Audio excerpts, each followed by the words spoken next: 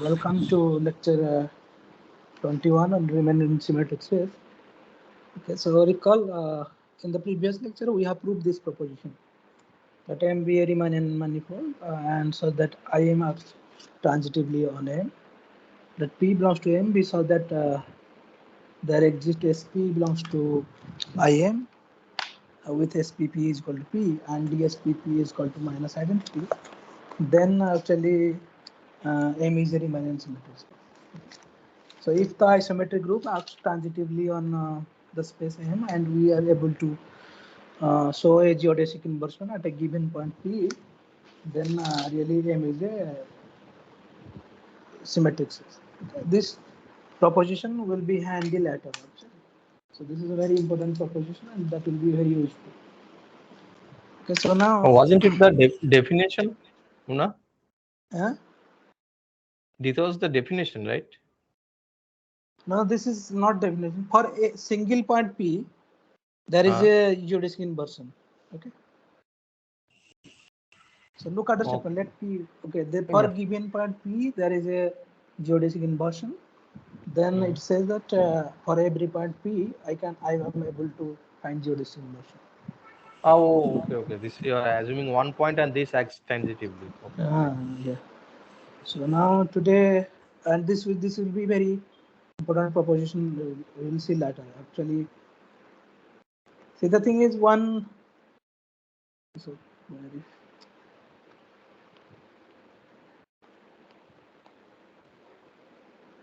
okay, so you recall that the definition of group this SU11. So A, B, C, D. This belongs to SU11. What does that mean? If you these things will really mean this mod A square minus mod C square is equal to really 1, and mod B square minus B square is equal to minus 1, and A bar B minus C bar D is equal to. I have these three things equations will correspond that A, B, C, D will belong to U11, but there is a determinant condition there. So that means AD minus BC is equal to 1. From first equation, you will get that mod A is greater than equal to 1. And from the second thing, you will get the mod D greater than equal to 1. And since mod D greater than equal to 1, so I can write this C bar is equal to really what? A bar B by D. So that will from here you will get to C is equal to A B bar by D bar. Okay.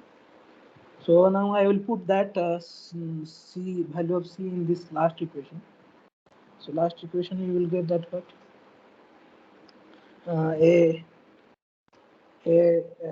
D minus B and C is equal to really A B bar by D bar is equal to 1. So if I will really multiply D bar in both sides, so I will get A D mod square minus A B mod square is equal to D bar. So that will give you A D mod square minus B mod square is equal to D bar, and D mod square and B minus B mod square is really, if you look at this equation, this implies that this is 1, so that is A is equal to D bar. So what you will get that D is equal to really A bar. Now I put this D is equal to A bar in this equation. C is equal to AB bar by D bar. So C is equal to AB bar and D bar is equal to A. So I will get C is equal to B bar. So conclusion what I am getting, this is really D is equal to A bar I am getting and C is equal to B bar I am getting. So hence I will get what? Okay, so hence you get this.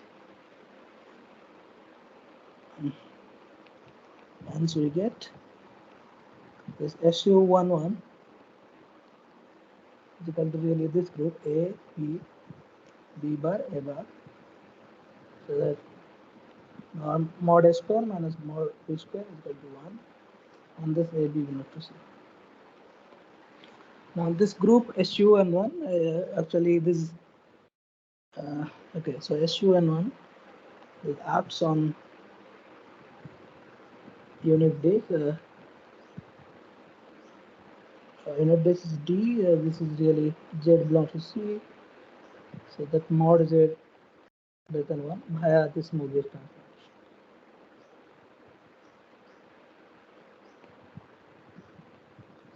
Mobius transformation.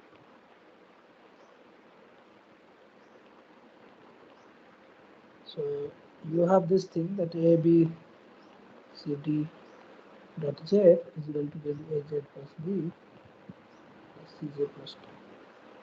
So A, B, C, D belongs to SUN. You can check this thing, okay? So this you can check exercise. It's merely calculation. Okay.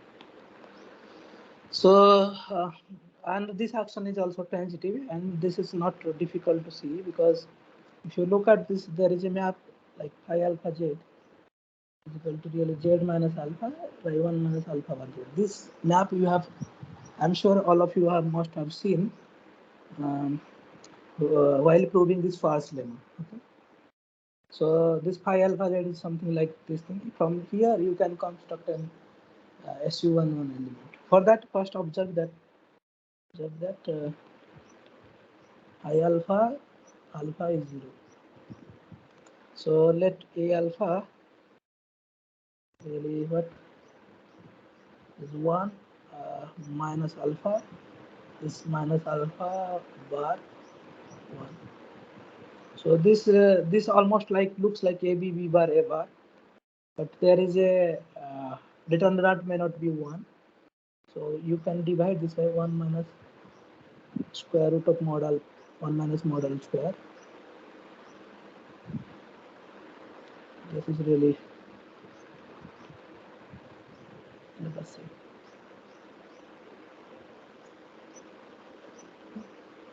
Really what one. So this is the so this belongs to SU11,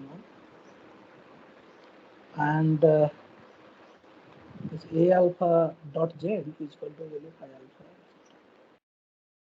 So hence A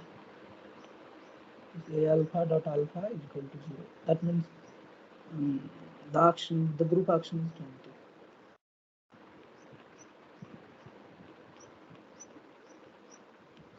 So now if you can also calculate the stabilizer of point 0 inside.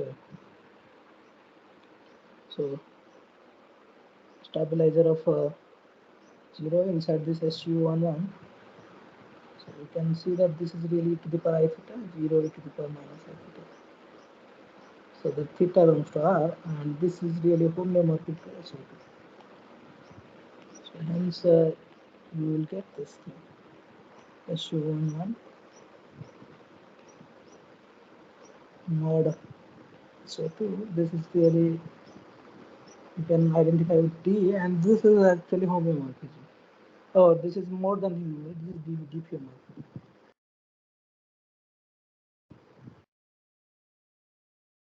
So now so I want to give that this group D is real. This space D is a Riemannian symmetric space. So actually this is a model of hyperbolic plane H2. There are three models I will discuss. This is the first model. This is called so, Poincare disk or hyperbolic disk.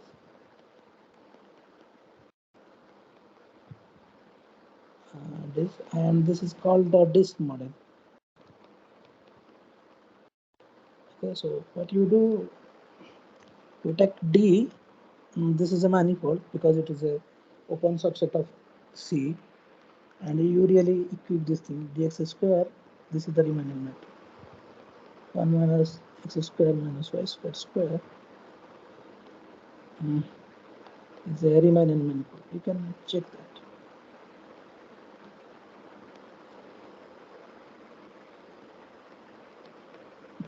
Okay. Now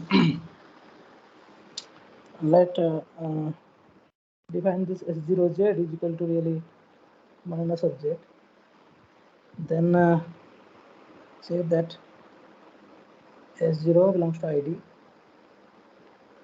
So you can check this is a simple calculation, because you see that when you change this J to minus J, dx will be changed to minus dx, dy will change to minus dy, and similarly this factor is really x square minus y square. This is also invariant under this map Z to minus Z. So therefore S0 belongs to ID. You can check it by the calculation, and this is also done probably in SKR section. S0 is equal to 0 and B S0 is equal to really minus 0. These two things S0 and this 0 really minus 0, this is clear from the definition. So this we can take as exercise. This is a simple exercise. So therefore S0 is a geodesic inversion at 0. Now I want to really let A belongs to S0. So it can be checked that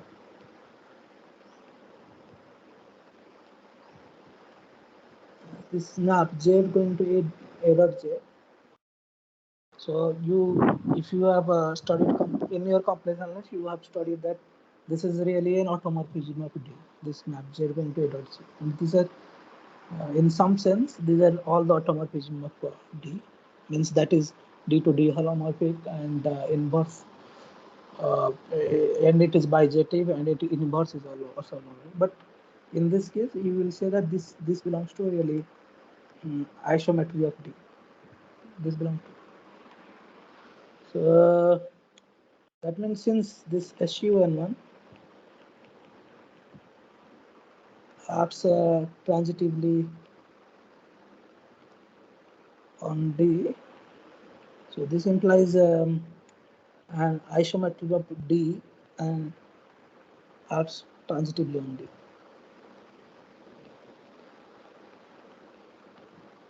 Hence, by that proposition which I told you, hence by proposition in phrase 311, you see that this D is a Riemannian symmetric space, and this S of G dot 0 is equal to G S0 G inverse. So this is the thing. So I get that D is a Riemannian symmetric space, and this is a very simplest, one of the simplest example of symmetric space. So now there is another model. So this is called point array upper half.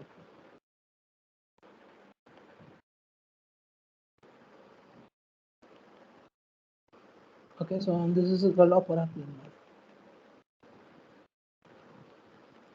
So Muna, you said SU11 acts transitively. So is it the whole isometric group?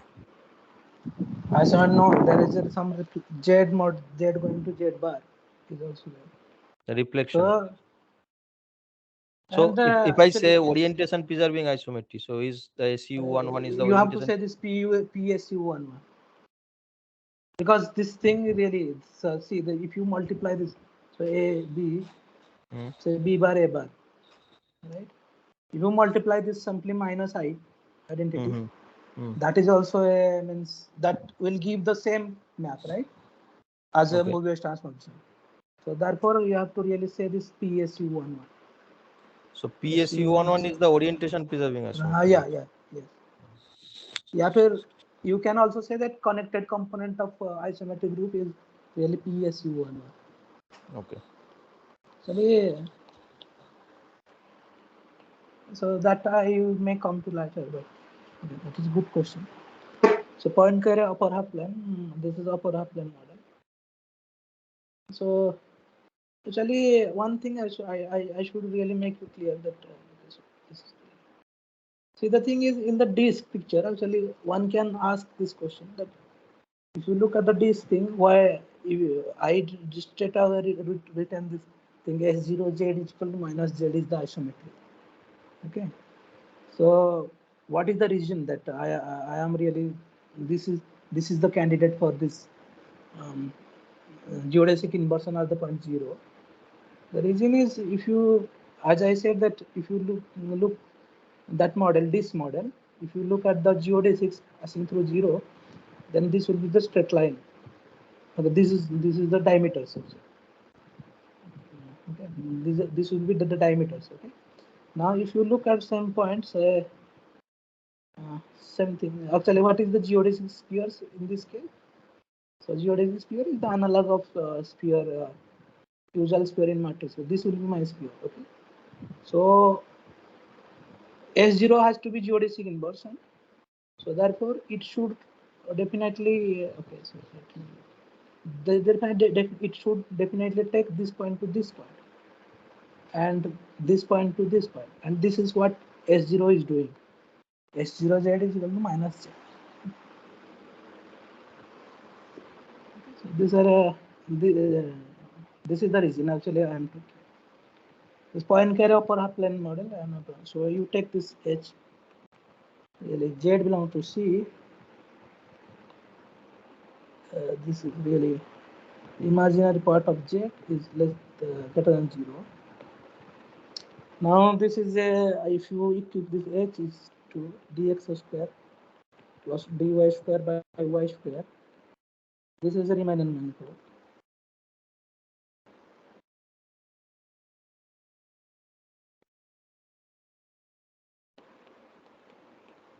Manifold. Okay, so now the thing is here actually SL2R will act. SL2R will act on H via this Mobius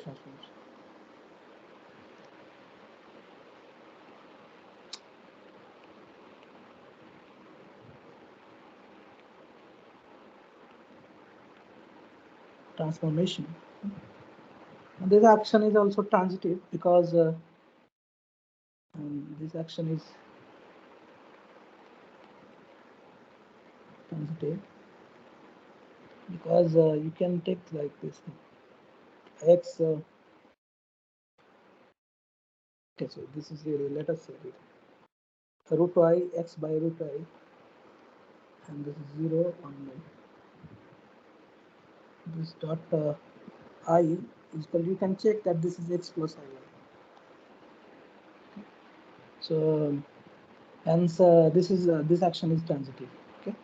Now if you look at this stabilizer of I inside this so-called SL2R, so that is really your SO2.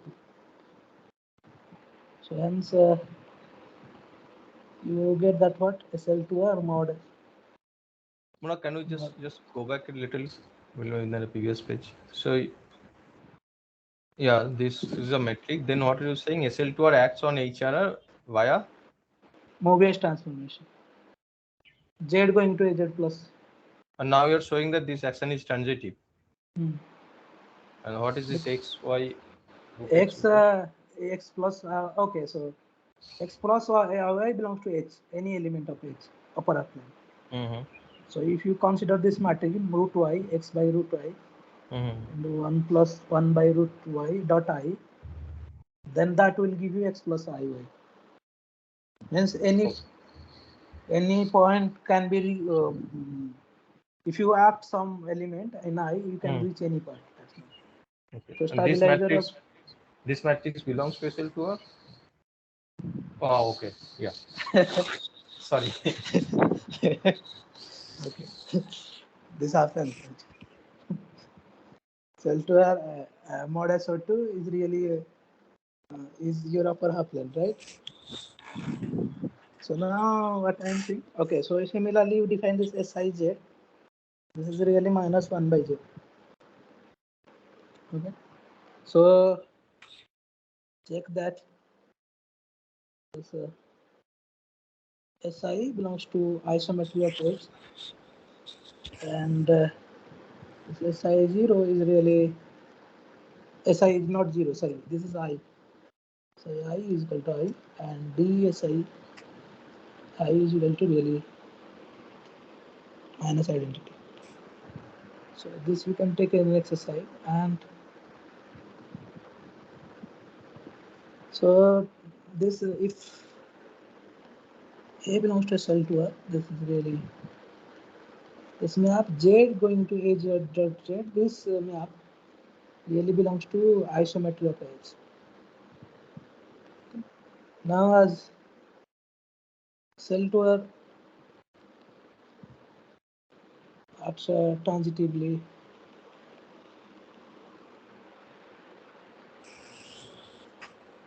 on H, this means I of H will act transitively on H. Hence, by proposition in K3, we see that H is a Riemannian symmetric. So this is a very Riemannian symmetric space, and S sub G dot I is really G, Si, and G inverse. These are really okay. So this is a very important symmetric space, and this is called upper half plane model actually. Okay, so now these two models are same because relation between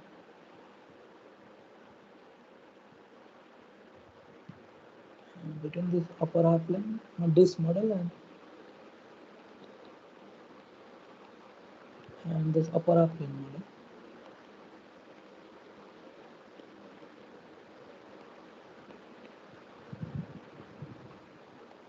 This you can check that if you look at this thing upper half plane, this is H dx square plus dy square dy square. So you look at this picture. So if D actually you have to really these models the two models are isometric, and you have to scale them Riemannian metric differently. So only for dx square plus dy square is by 1 minus x square minus y square. So there is a factor of 4. Okay. So if you take this thing, Iz is equal to really z minus I by z plus I. This is the famous Cayley map. This is called Cayley map. This then phi is a phi from S to okay. So check that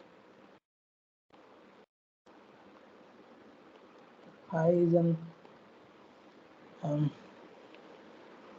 isometry between from H on to D.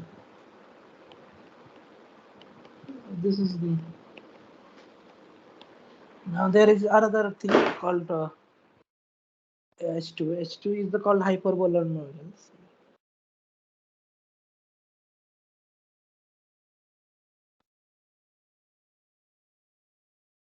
This is really your H2, which I have discussed. This is something like dx square 1 square dx2 square minus dx3 square. Okay, so if you can draw the picture like this thing, actually I have told you this looks like a what? This looks like a surface of revolution of a hyperbola. So you can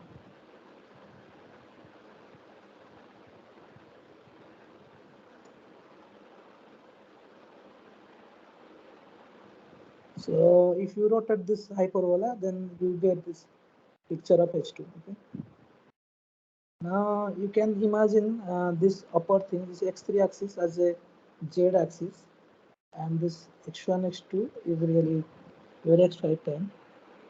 Now there is something going down, okay, negative z axis. This is not on the plane. rather going down. This is the negative z axis. Now what you do, you take this point 0, 0, 0, 0, minus 1. Now you look at any point on this hyperbola. Suppose this is my x. You join that point, say this is really what, minus e3, right? You join minus e3 to x by line.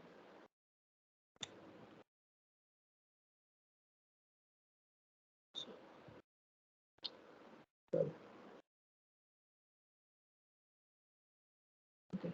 So you join e3 minus e3 x2 by line wherever it cuts the x1 x2 plane. Okay, so you cut that denote that point by pi x. This is the stereographic projection of x with respect to the point minus e3 0, 0, 0, minus 1. You can show that if you this is not difficult to calculate the point pi r. If you have drawn the stereographic projection per sphere, then this is not at all difficult. So you can show that if you vary this so-called pi x, then you will get a disk.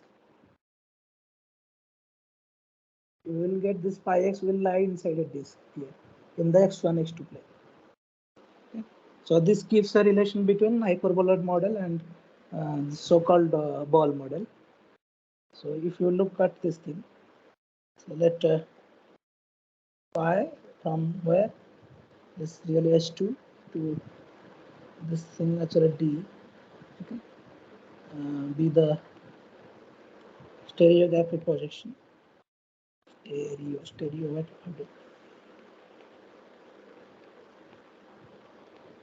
Stereo projection with respect to really minus e3, okay, and that's 0, 0, 0, minus 1. So precisely what pi of x1 x2 x3, you can calculate that thing. This is really x1 by 1 plus x3. This is really x2 by 1 plus x3, and the third coordinate will be 0. So it can be shown that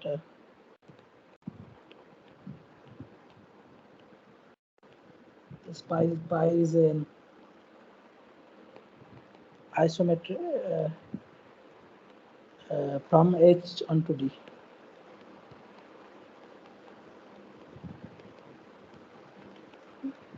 So this is the third model, and I have talked about two-dimensional to hyperbolic two plane.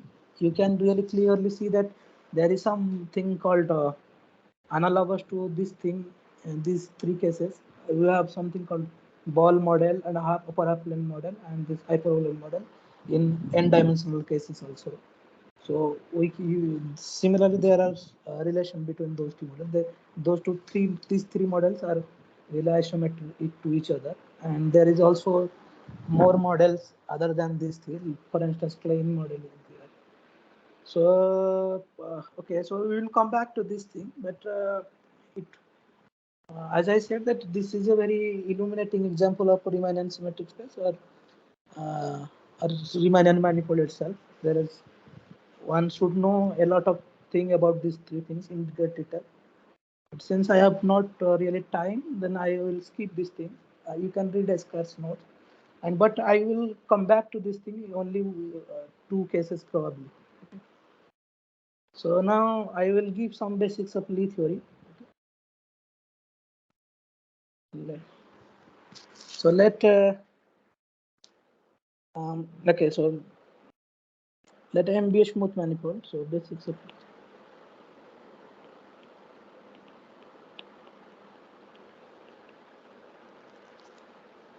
so let M be a smooth manifold,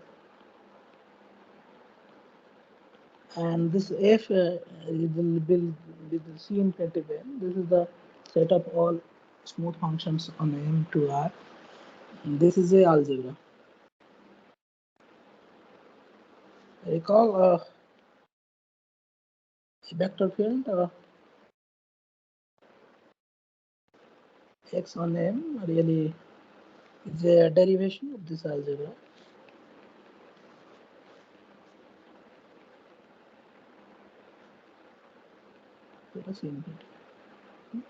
So what does that mean? That means simply that this means that x of af plus g, a xf plus xg, this a belongs to R and fg belongs to C infinity. This is the first. This is a linear, should be linear map, and second thing is x of fg really xf plus fx. So this actually also actually if you take p belongs to m, this then you can define a tangent vector xp, and it should act on some function f from C infinity. So take p, we can define with xp belongs to p pm by this thing xp of f is equal to xf of p. So f belongs to C infinity p. So the first thing is you observe that the xf p doesn't make sense because f belongs to C infinity p, and this vector field should act on smooth function on the manifold M. So for that reason, you have to define xpf is equal to by this thing x. You have to take an extension of f. Okay. So this really x of f tilde, where f tilde is an extension of f. Okay. And where f tilde is equal to a, okay, f tilde belongs to C infinity domain,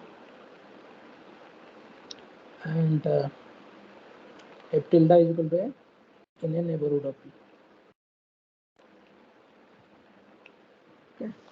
Now you can check that actually one checks that this right hand side is really independent of this f tilde. So xpf is well defined. This much we have seen.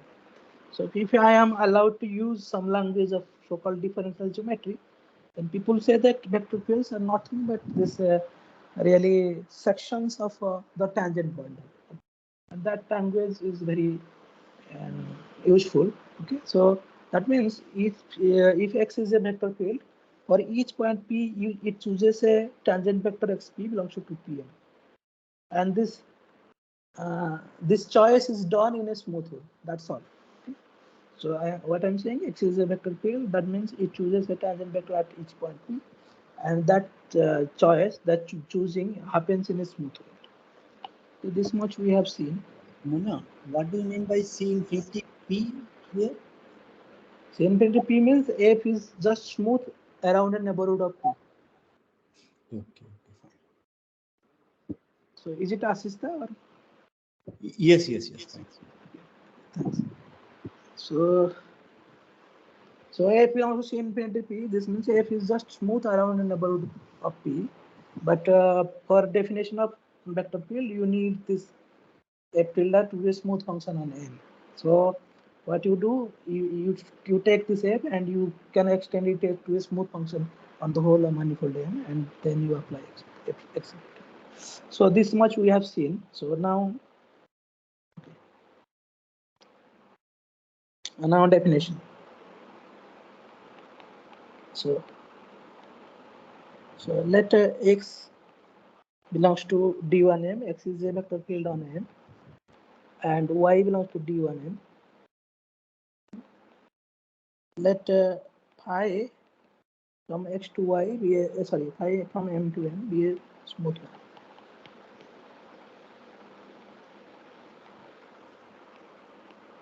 We say that x is, okay, we say that this thing, x is phi related, x is phi related to y, and I will write something like x, okay, if, so d phi p, this xp is equal to y of phi p for all p belongs to. This d phi p is really map from TPM to T phi pn, right? Okay. So if d phi p is equal to xp is equal to y of phi p for all p belongs to m, then I will say that x is phi related to y. Now let us see what does this condition mean. This is equivalent to this fact that d phi p xp is equal to, if I apply some on some function f, this is y of phi p f, this a belongs to c infinity m and p belongs to m. So that if you unravel the definition, this is xp f composition phi, this is really y f at phi.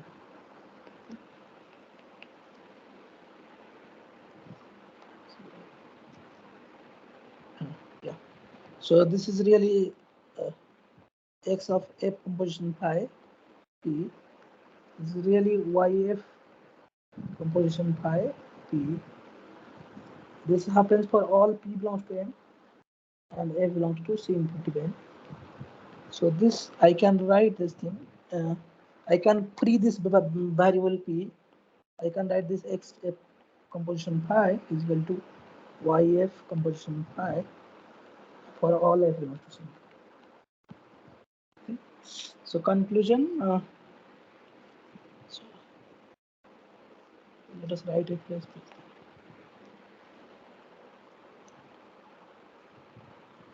Conclusion. X related to y by phi if and only if x of f composition x of f composition phi is really x of composition phi for all f belongs to C infinity.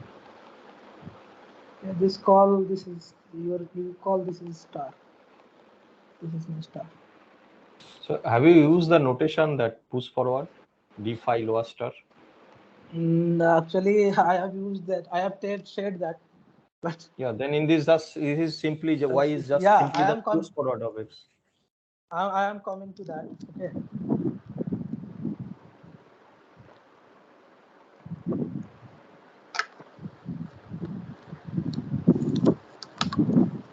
Okay. So yeah, that is simply that is the thing. So if x is phi related to y, simply write this thing, phi star x is equal to y. Or sometimes actually I do not really so sometimes I can put this phi star x is equal to y. I will be little careless about this putting phi star. I cannot remember which is the correct thing, but and Halgason also write like Mona, in my opinion, this for vector field usually phi lower lower thing. star is, and for forms the upper star is used. For pullback. Okay, I will try to use this thing, but okay. So if I will do this mistake, then that's okay. You will understand it. This is so probably this is the correct thing. But I'm so Helgason write this x phi is equal to y. So now proposition. Okay, so this is a very important proposition. Okay. So let x1, x2 belongs to d1 n.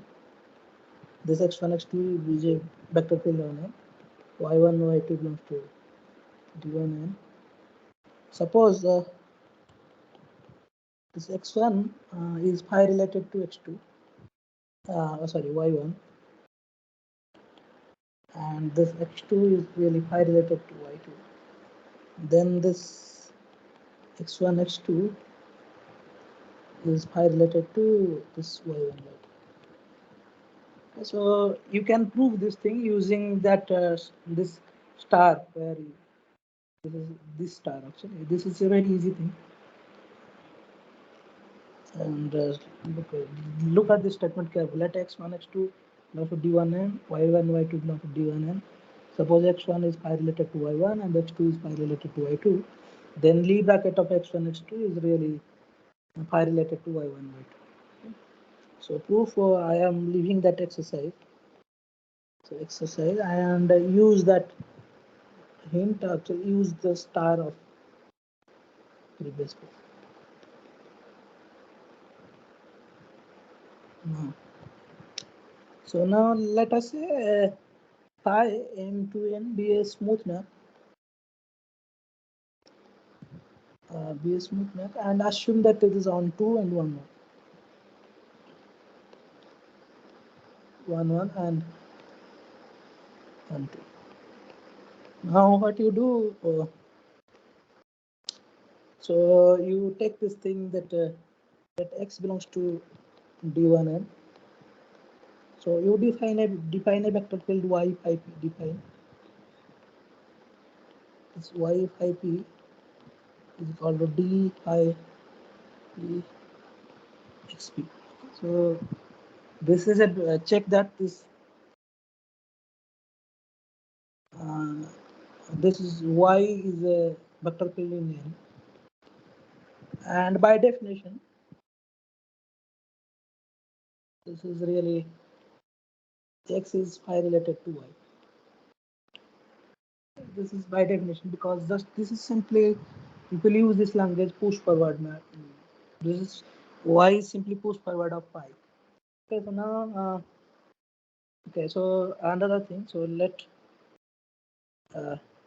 x belongs to d1n. Suppose phi m to n is smooth.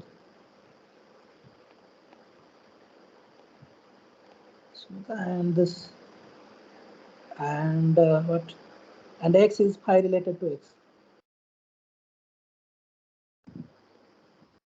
That means then we say that x is phi invariant. So this simply means that d phi p.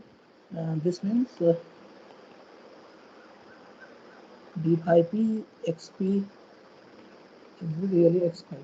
So this is a perfectly natural definition of invariant. Now we will come back to Lie group setup. So Lie group thing. So let G be a Lie group. So we define this LG from G to G. This is left translation by this LG H is equal to GS. This is left translation by G. So define RG from G to G by RG of X is really G. So clearly, by definition, this LG and RG. This LG is equal to LG and RG are diffeomorphisms of it. Diffeomorphism.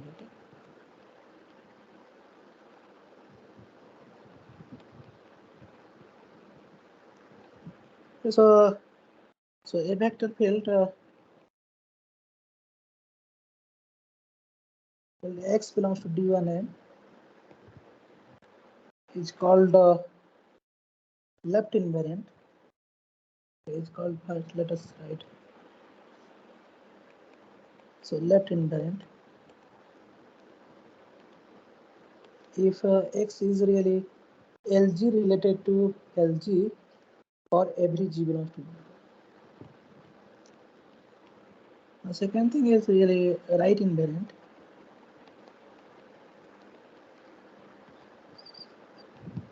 If x is RG related to x for every G.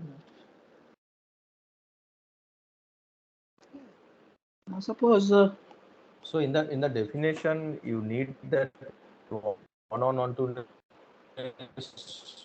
to make it well defined, right? I could not hear you well actually. Tell me. Hello. Uh, Can yeah, you hear tell me now? Yes. Tell me. Hello. Yes, I can hear you. So when you started this thing, like yeah, so that's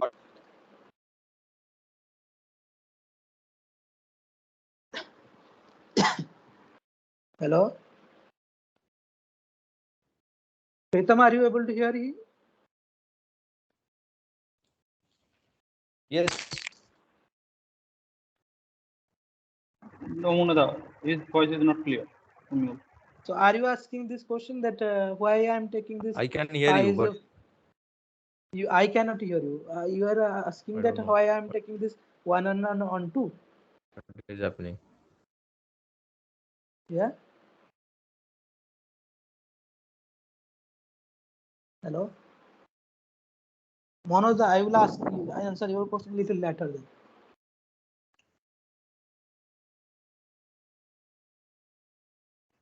Can I continue? So this D1L G. Yeah, I'm is saying the that that's fine. I think there is all yeah. Yeah.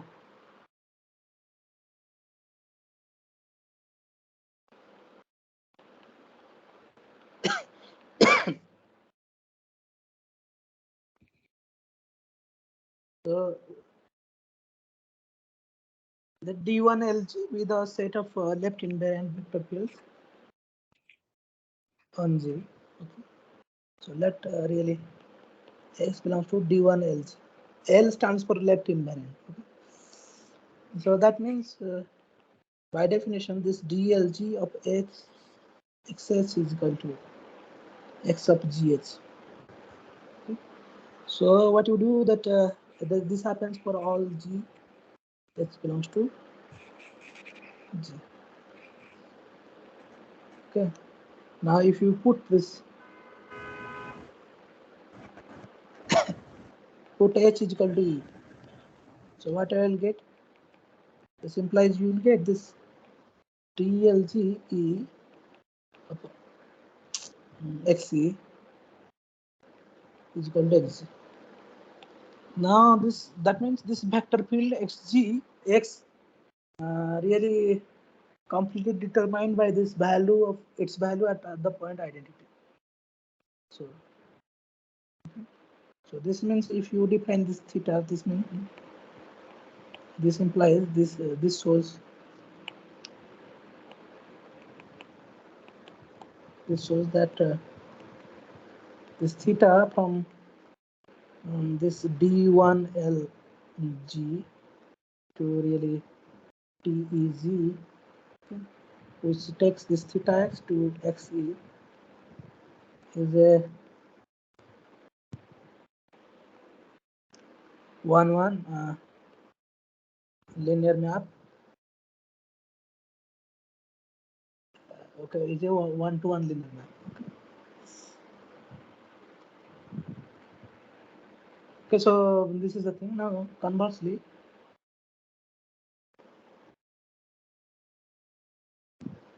if really something like B belongs to TEZ, so if you define this XG is really DLG E of B, so then this and this is really belongs to a TZ. This vector field X belongs to really D1LG, and theta X is equal to B.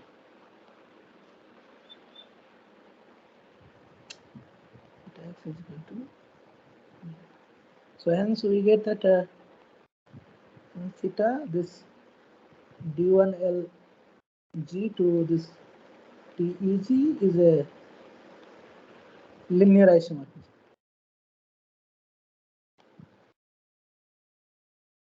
So this, okay, yes.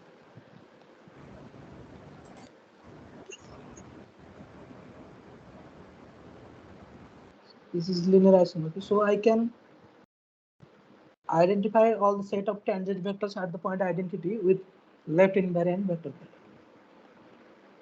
So now you know that set of all vector fields has a Lie algebra structure. Okay? But it is not clear that whether set of left invariant vector pair has a Lie algebra structure. But it will be clear because but it is true because you can use this proposition. So where this proposition. Okay. So using this proposition, using the previous proposition,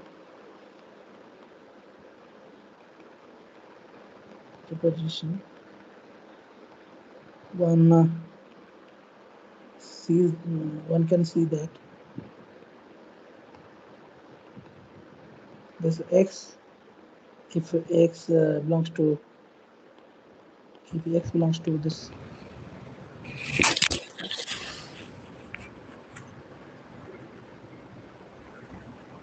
and y belongs to d1 lg,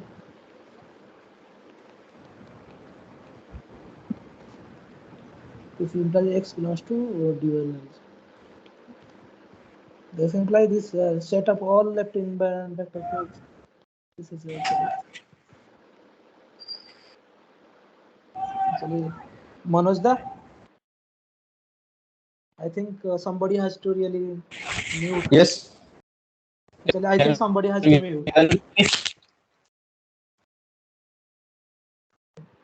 So D1 LG is a Lie algebra. Set up No, all. there is no disturbance from my side. Yeah, is there anybody then?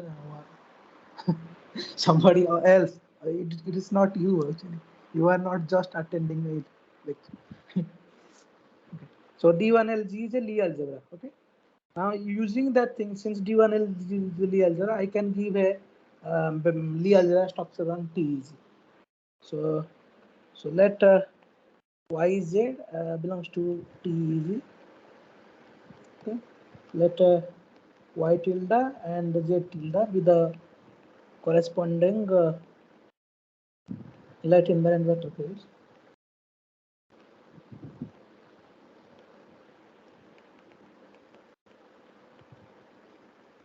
Vector fields. So I can define this. You can so define this. Say y and z, these are tangent space elements. Okay? These are not vector fields. Okay? So the y tilde and z tilde with the corresponding left invariant vector field. So define yz. So this is really, you can take this thing y tilde z tilde. This makes sense, and you take the value at the point identity. So this is my, so thus TEZ is a Lie algebra. So and as I really, and we will always write this, we will write this German Gothic G.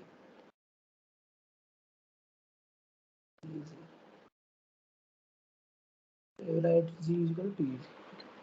So this is the symbol probably mostly used for Lie algebra. So now I want to define something called exponential map.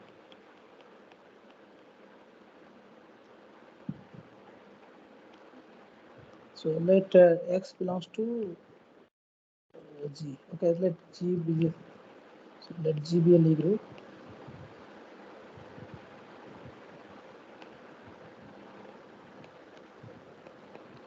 With Lie algebra,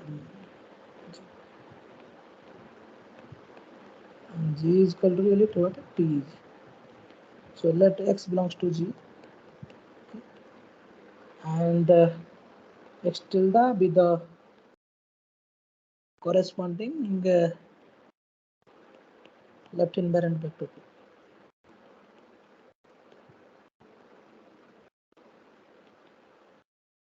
Vector field. So let gamma xt be the integral curve of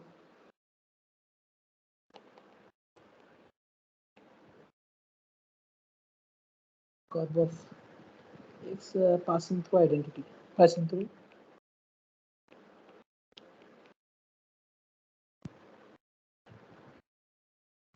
So that is what does that mean? That is really what is this mean? Gamma x t, gamma x prime t. That means is equal to really what x tilde gamma t, gamma x t, and this gamma x 0 is equal to real identity.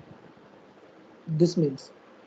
So we have seen that integral curves. If you really write down these terms in terms of coordinate, this reduces to a.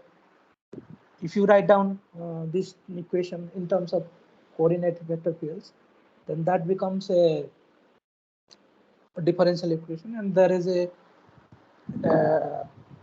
there will exist some solution around this point 0, and this solution has to be unique. For that reason, I have written here the integral curve. But since we are in the Lie group setup, you can see that this has a global solution. One can because we are in this Lie group setup. This is really little non-trivial to see that.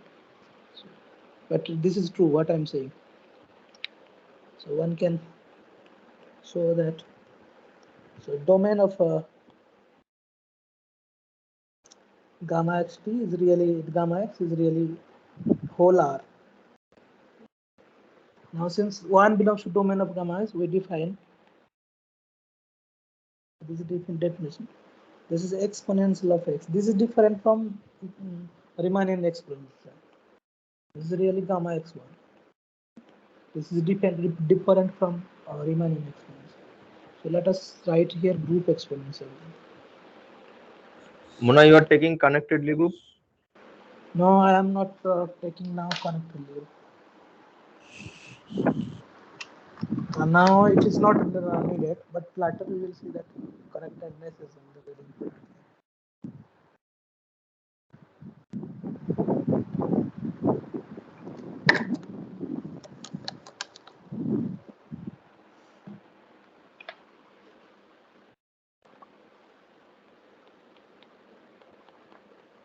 So properties.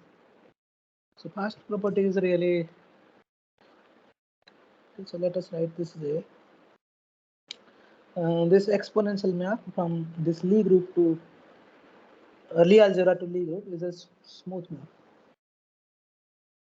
and local diffeomorphism.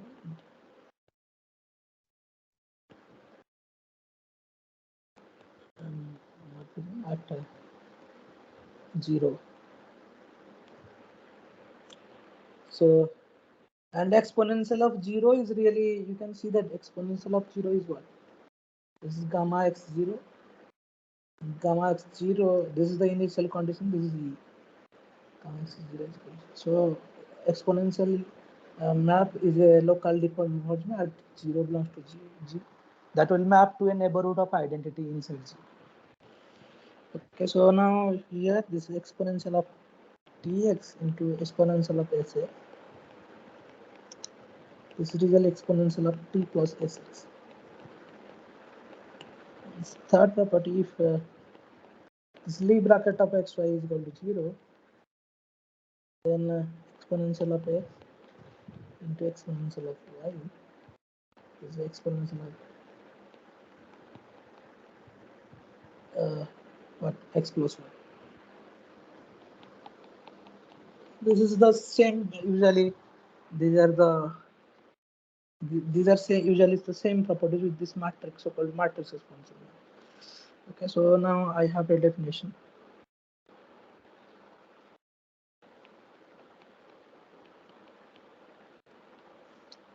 A smooth homomorphism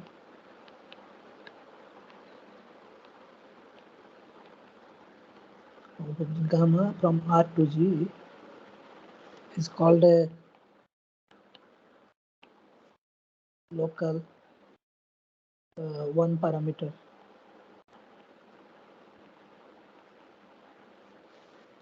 subgroup or C.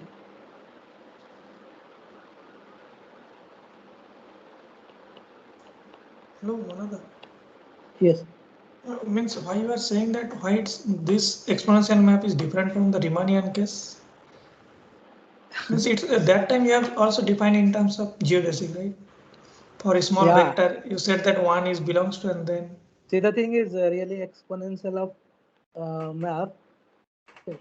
This is really from TPM to M, right? So TPM is not a M is a manifold. M is a Riemannian manifold, or here it is a Lie group. For that reason, this is really different. No, but here you are not using geodesic, right? I am not using geodesic, but the thing is, But for the Riemannian case, you used the term geodesic. You took the geodesic with the tangent vector, right? But here you are yeah, taking you're taking an integral curve. yeah. So in that same, there are some similarities between geodesic and integral curve. If you look at this so-called, see, the thing is, to define geodesic, you need a affine connection, right? So to need a actually, okay. So let me little clarify a little bit.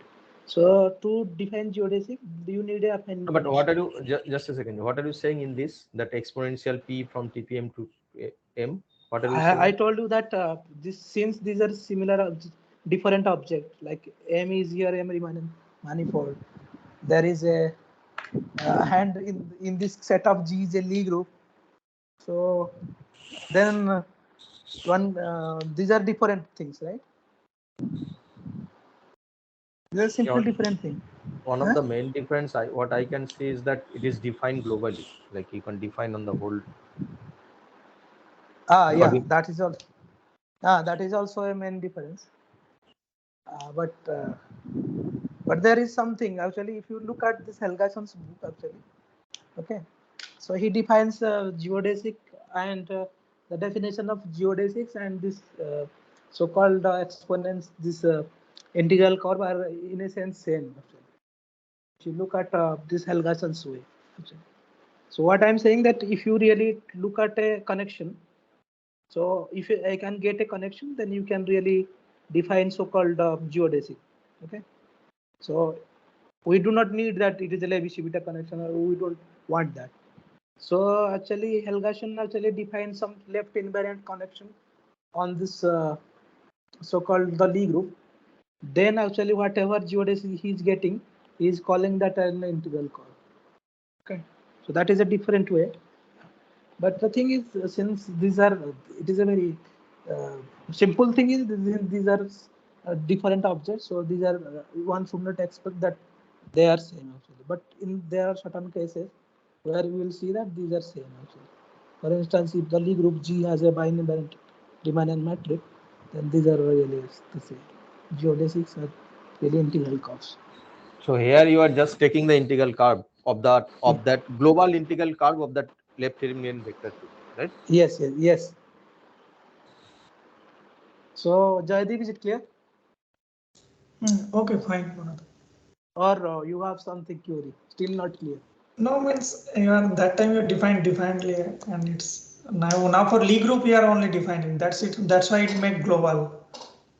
Yeah, these are two different things. For geodesic, you need a connection, and you are in terms of connection you are defining, right? But here you are defining it in different integral curve way. So there are, so one should not expect that these are same. Okay. Okay, continue. Not clear. Not clear. Means you can continue. Okay, so this is the thing. Okay, so using this property B, you can see that this exponential map is a really is a local one parameter subgroup. So using B, one sees that this gamma xt, this is really exponential of tx, is a local. So this is local global. Just 1 second. Okay. I think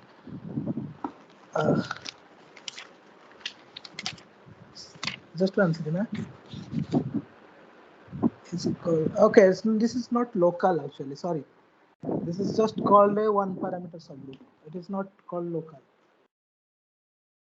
It's called a one parameter subgroup. So is a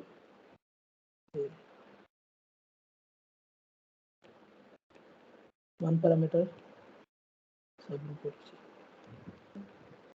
And with the tangent vector at 0, gamma x prime 0 is equal to really x by definition. Now conversely, any conversely let gamma be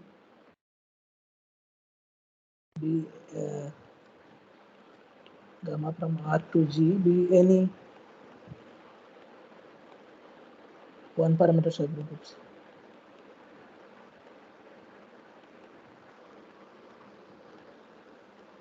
Subgroup of G. So then this it can be shown that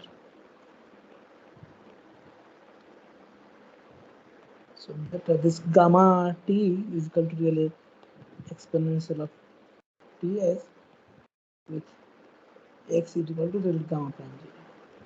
So this t going to exponential of tx. This is really precisely the all one parameter subgroup of the Lie group G. So in this say it again, Muna. Say it again. So this says that if you take any one parameter subgroup, then that is of the form exponential of tx with x is equal to gamma prime g. So this is a very useful fact, and you can also calculate the exponential map using this fact also. Very if you can get the one parameter subgroup of the group G. For instance, I can give some example. So this is something. If you look at this thing R say plus. So this if you look at this T0 R, this is really R. Now if you look at this map, identity map from this is just taking T to T. Okay, let gamma T is equal to, this is clearly a one parameter subgroup. This gamma is a one parameter subgroup.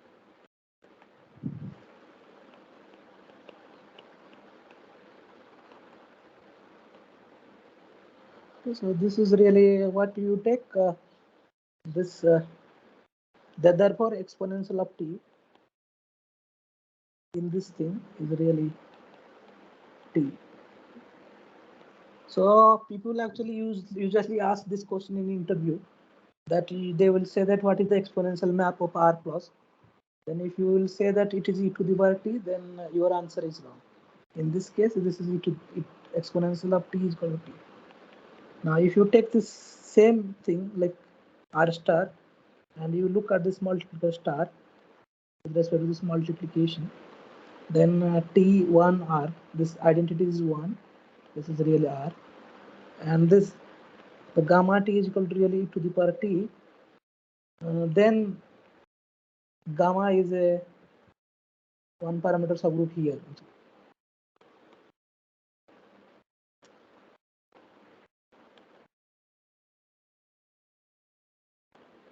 Subgroup in R star. Okay, what is the R star? R star is really R minus 0, and here actually exponential of t is really e to the power t.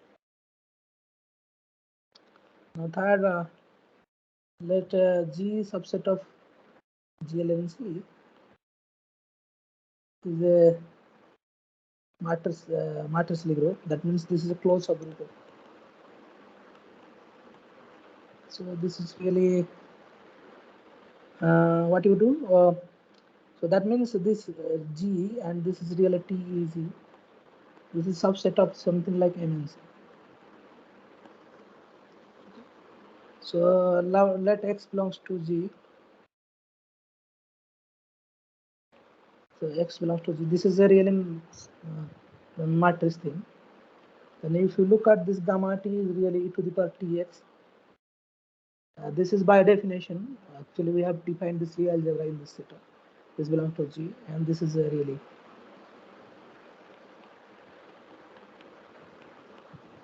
one parameter subgroup. Thus, exponential of Tx is really, and this is one parameter subgroup. It has really tangent vector at e to the power Tx as tangent vector at x. So this therefore exponential of Tx is equal to really e to the power for all t. Actually, if you look at Giller's note, actually, which I have cited in the cited in the mail, actually they are actually, this is the way they get the exponential map. You first define exponential map in terms of local one parameter subgroup. There is another way. Okay, so there are 2-3 ways to get this exponential map. So now I will define something called Lie subgroup. So let G be a Lie group and H be a submanifold of G. H be a submanifold.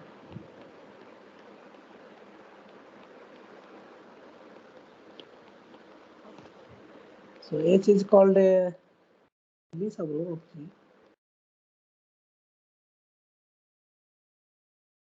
So first thing, if it should be H is a H is an abstract subgroup of G.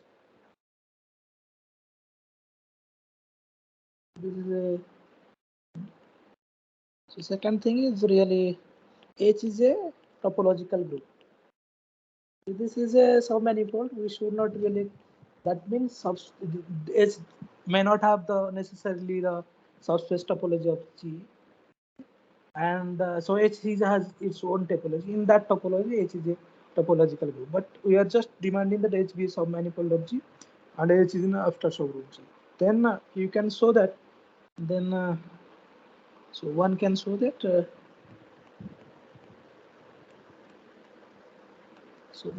the group operations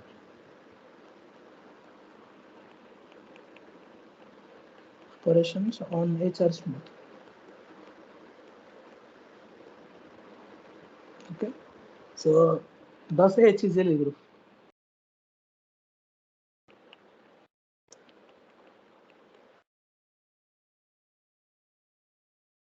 So one any okay, so any connected Lie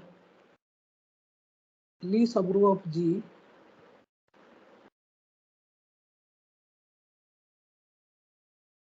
is called an analytic subgroup. This term is very often in, it is very common in Lie theory. For instance, Helgason uses this term very frequently. Subgroup. So that is the thing. Now, so let H be a Lie subgroup of G. So that means this has a Lie algebra, right? So then let this H is equal to this small h, so Lie algebra of H, and this G is equal to really Lie algebra of. So we have two exponential map.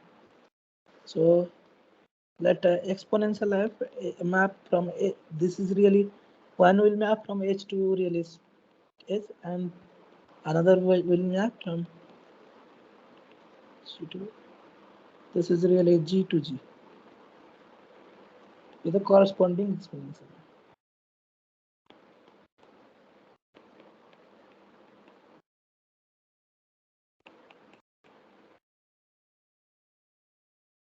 So corresponding exponential map, and since this is a really H is a Lie subgroup G, this is a tangent H is a submanifold of G.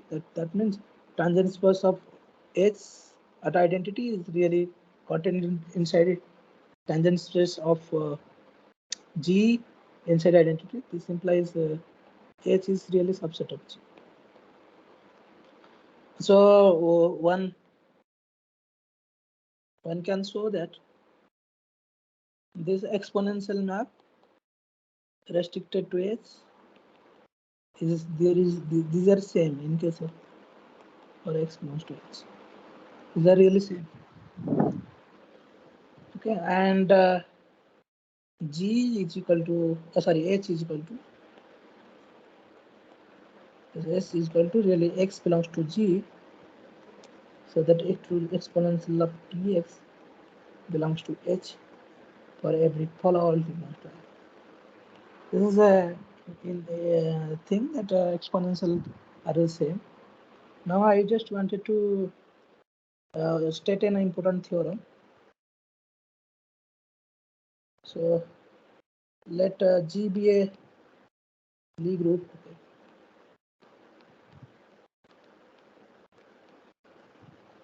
With Lie algebra H, Lie algebra G, and let H be a Lie subalgebra. This is be a Lie subalgebra.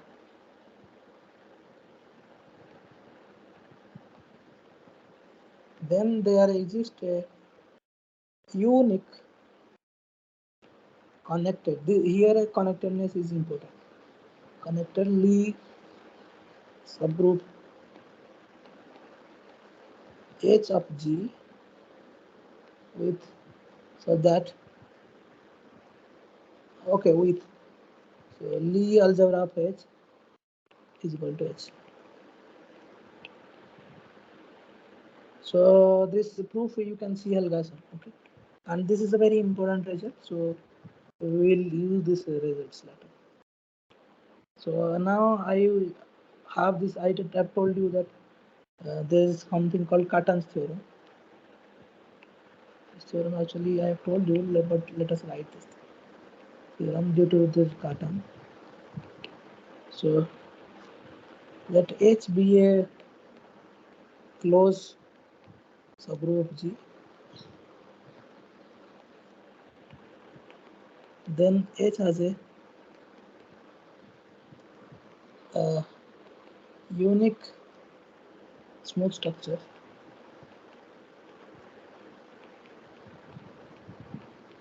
So that it becomes a Lie subgroup of C.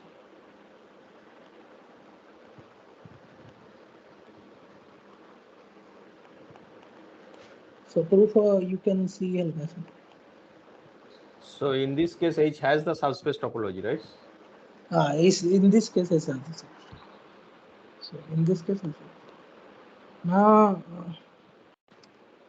so let okay, let phi and G2H be a smooth orthogonal.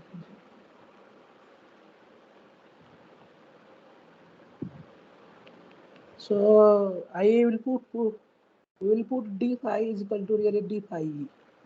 It's a derivative of phi at the point of identity. Nobody writes this d phi e in Lie theory. The d phi e you can write in when you are dealing with manifold, but d phi means simply in Lie theory at the point derivative at the point of identity. So then d phi. So this G to H is a linear map. So then d phi h. Okay, so let us write this is a proposition. So, proposition. Okay, so this is a proposition. Then d phi G to H is a linear map, but since it has a Lie thing, so G and H has Lie algebra. This is a Lie algebra. Lie algebra homomorphism. And this can be proved. This so-called there is a lemma which I proved that x is related to x1 is related to y1 by phi, x2 is related to phi, y2 is by phi. Then Lie bracket of x1 x2 is related to Lie bracket of y1 y2, phi related to y1 y2. So, so what I'm saying that this No, this Muna, what you have stated is that phi lower star of the Lie bracket, then phi star you can push forward inside, right? So from that it will be clear. clear, yeah. So Okay, and the so this okay.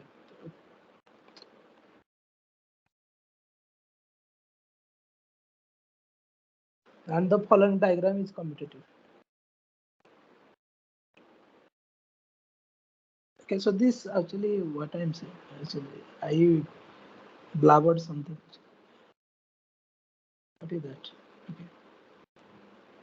Okay, if you use this proposition, what Manoj said that if you replace this m by this g, and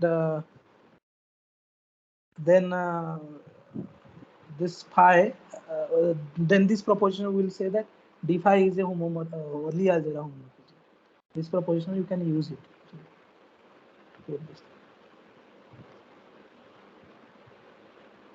So this following diagram is commutative, and this is a really important diagram. This G to H, this is really phi, and this G, this is H, really this is really exponential now, and this is exponential now, and d phi. So this exam is commutative. This is really phi of exponential of x is really this is, so this is really exponential of d phi. And if you really put x is equal to tx, this is really exponential of t of d phi. So from this actually this will imply that d phi x equal to d by dt of t is equal to 0.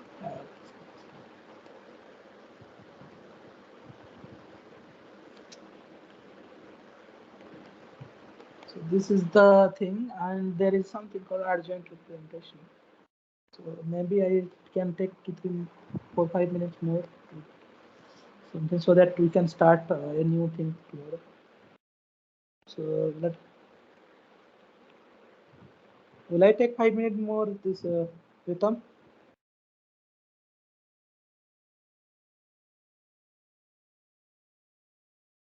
Hello, Pritam?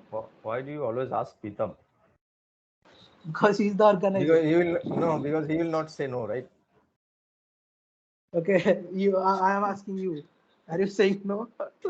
It would be better if you do not continue. Now it's up to you. Yeah. Yeah, actually. Mithunda. Yes. So you are okay. I will not continue. Okay, thank you. Okay.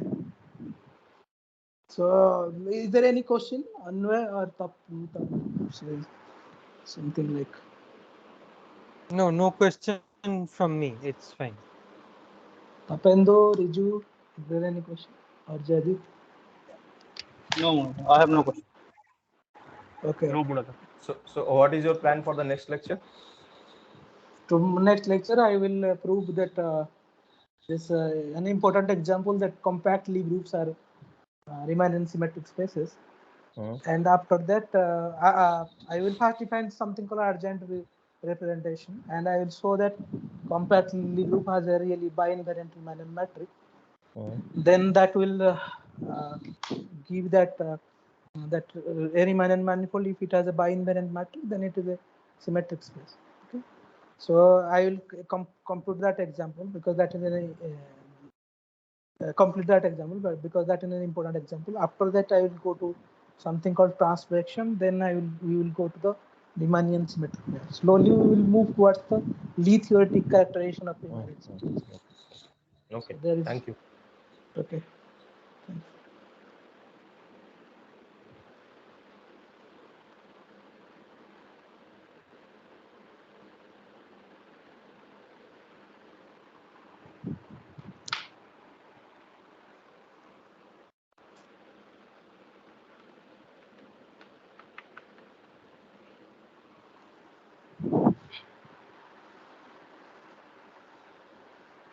Okay, bye. Right. Thanks. Okay, but recording stop. पता नहीं यार, प्रीतम तो कुछ सुना ही नहीं दे रहा, कहाँ गया प्रीतम यार? नहीं, मैं बोल रहा हूँ रिकॉर्डिंग स्टॉप है क्या? नहीं है सर। वही तो मैं बोल रहा हूँ, प्रीतम को तो आवाज दिया, कुछ आया नहीं। Okay, let me. रमेश दा कुछ सीखने को मिल रहा है?